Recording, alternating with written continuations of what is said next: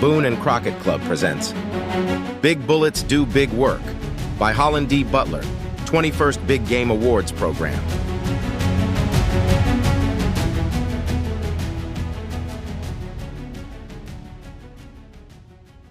A green island in the middle of rock and sandstone, the Henry Mountains of Utah are as unique as the land surrounding them.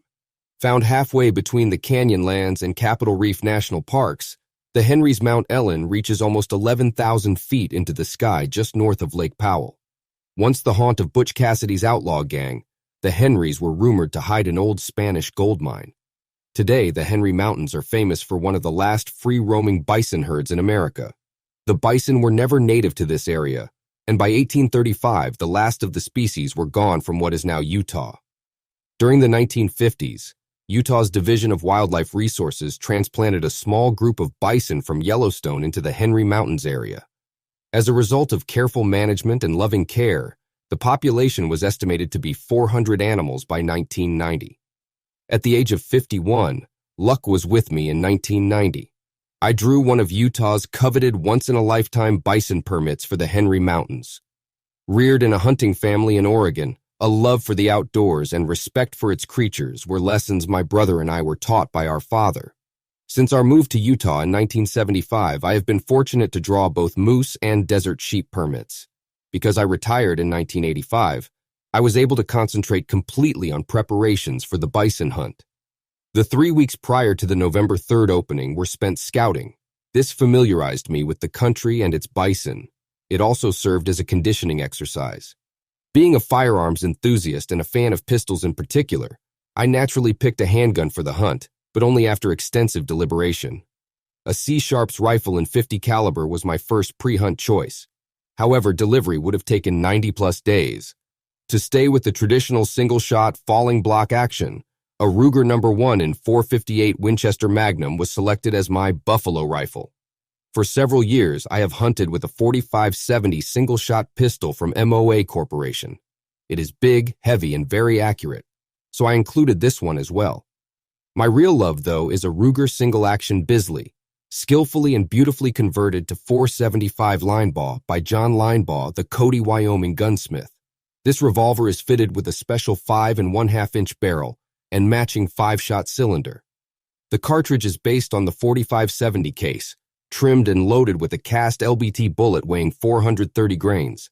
The muzzle velocity is 1,300 feet per second. Millions of bison were killed on the plains of the West with rifles less powerful than this revolver. Practicing 3 times weekly, I had a sore hand and a keen eye. Skookum is my partner, a wonderful Keeshond. She is always ready to go and never complains about the cook.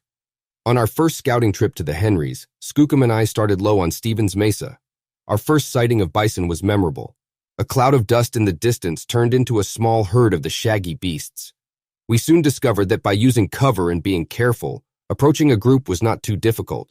We drifted along parallel to the feeding animals, downwind and using junipers to break our silhouette, watching these animals with the sun low behind them and hazy dust diffusing the soft evening light. I imagined myself in the company of Sioux or Blackfoot hunters as they stalked their traditional prey. After 3 weeks of pre-hunt practice, we had a pretty good handle on what it would take to be successful during the November hunt. Although these Henry Mountains bison are wild, they certainly are not as spooky as elk. They can be approached within pistol range if the hunter is careful, quiet, and deliberate. There are 2 types of bulls. The magnificent, shiny black 5 to 8-year-old bulls generally stay together in groups. The old loners, out by themselves, join other animals only occasionally or during the mating season. It is among the older, blonde-humped individuals that the largest animals are found, and of course, these bulls are the most difficult to locate. The week previous to the November 3rd hunt, we were comfortably camped near McClellan and Willow Springs. Our scouting had identified 4 different herd groups, one of which had several nice bulls. On Thursday before the Saturday opener, Skookum and I discovered an absolutely perfect specimen, completely coal black, very large, and impressive shiny black horns. He was the one. The bull was feeding around a hidden water hole, and the situation seemed perfect.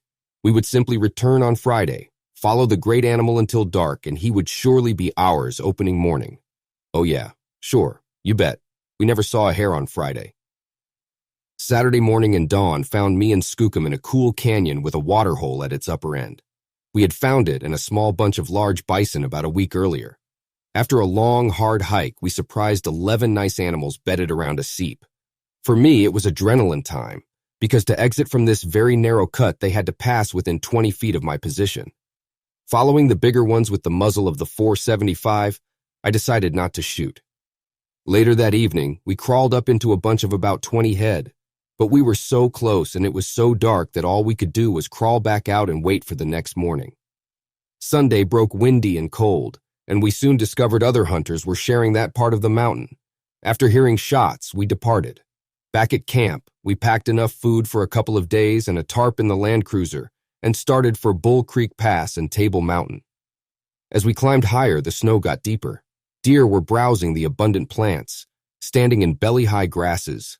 This contrasted sharply with the lower elevations, where heavy grazing had left little feed. It was soon apparent that the road was almost closed by drifted snow, and no one had driven the pass lately. I was surprised because in almost a month I had never seen anyone on foot. Near the top on the east face, we found a single set of large hoof prints. They meandered down the road, sometimes off into the brush, then across to another tidbit. Half a mile farther, the tracks stopped at a bed, right in the middle of the road. Well, big bulls are loners, and up there on Bull Creek Pass, I was alone too, except for the wind and my dog. I parked the cruiser at a wide spot, buckled on the .475, shouldered a small pack, and went up the trail. We were in pine and aspen patches with the south ridges bare. Thick, low brush grew in the gullies. It was fairly steep, and the tracks we had followed down turned to go up again. There were some snow patches in the shade, so tracking the bull was not really difficult if I went slowly, watching carefully. By 3:00 p.m., we were in about 3 inches of snow, and from the tracks it appeared the bison had someplace to go. I wondered if he had sighted us as we were driving down, because he was sure headed for the top.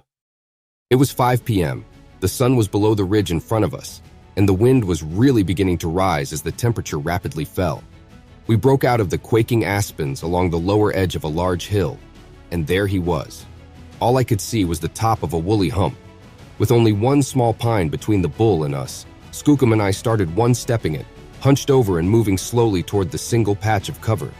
The bison was feeding directly away from us. The range was about 150 yards. When we closed the distance to 100 yards, I realized I had nothing to judge this bull by. No points to count, nothing with which to compare him. So I added up what I knew. Solitary bull, big tracks, horns curved, shaggy head, and blonde hump equaled old bull. This was it. Behind me, Skookum lay down in the snow while I pulled the .475 line ball and tried to shrink into the sagebrush. I'd only gone about 10 yards when the bull turned to his right, feeding directly broadside. The revolver came up. Too late. I was dead still as he fed directly toward the upraised muzzle. At about 60 yards, I knew it was time to do it. The plan was to slip a 430-grain bullet between shoulder and ribs, on a line with the heart. Careful, careful. Sight picture, trigger, boom! I was watching the target so intently that I actually saw the hair part and dust rise from the exact spot the front sight had occupied. There was absolutely no reaction. Second later, the bull wheeled around and started away at full speed. At 75 yards, he turned slightly. I shot again. He never broke stride. The bull was going downhill, perhaps 100 yards away and nearing a grove of old pines and aspens when he turned broadside. I was chanting, "Front sight, front sight." At the shot, the old bull pitched full length and slid 20 feet on his left side.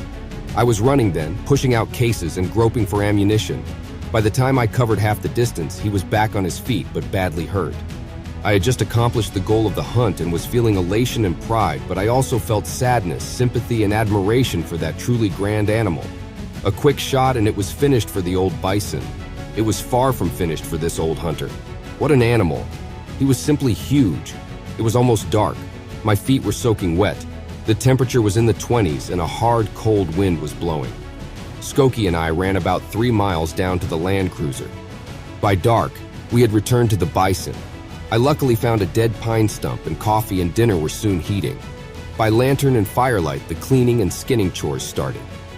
At midnight, the temperature was down to 10 degrees, and one weary old man was done. Almost. The first slug from the line ball had penetrated between the shoulder and ribs as intended. When the first rib was hit, The big lead bullet didn't cut through.